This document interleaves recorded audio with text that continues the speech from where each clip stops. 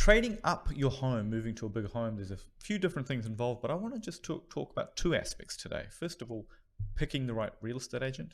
I think that's important. I'm going to get into what I think is important there, but also thinking about the costs, some of the other things involved when you're selling and buying. Of course, we need to start thinking about some things for you as well when we're trying to actually do the numbers, right? So we kind of have a nice little calculator here where we can kind of, the sort of things we start to think about is costs like real estate agent fees, but also lawyers fees and things that will come into play. Obviously, when you're buying a new home, a bigger home, you'll start to think about things like your furniture and things like that you may want to purchase.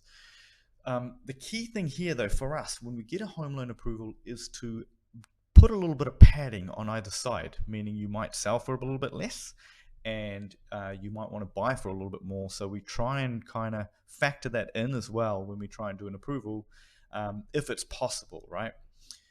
Now, the thing is, we all want our house to sell for top dollar and we want to buy for the best price. But we've got to be realistic because we're dealing with the current market, whatever that is at the time. So how do you pick the right real estate agent?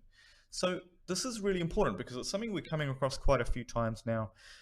The thing to remember is the real estate agent is not actually going to buy your home.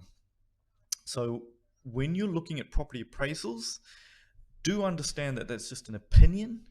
A good real estate agent, of course, will try and obtain the best price they can for the one you're selling, right? So bear that in mind, that I think the key thing that you should look for in a real estate agent is, because often you're going to be stuck with them for a few months.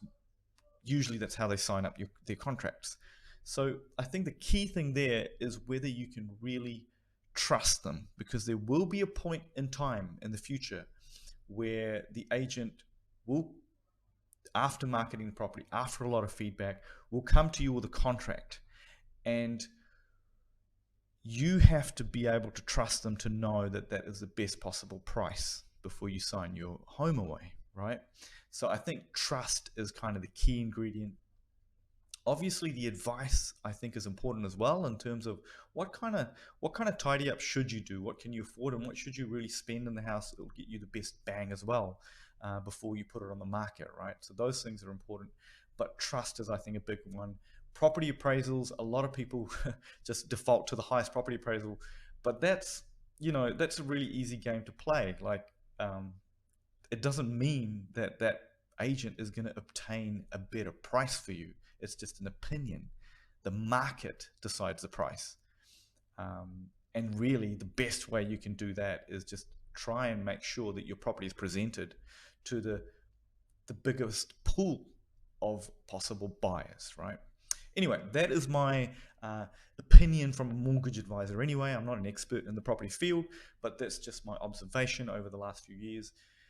Thank you for watching. Hamish from monline.co.nz.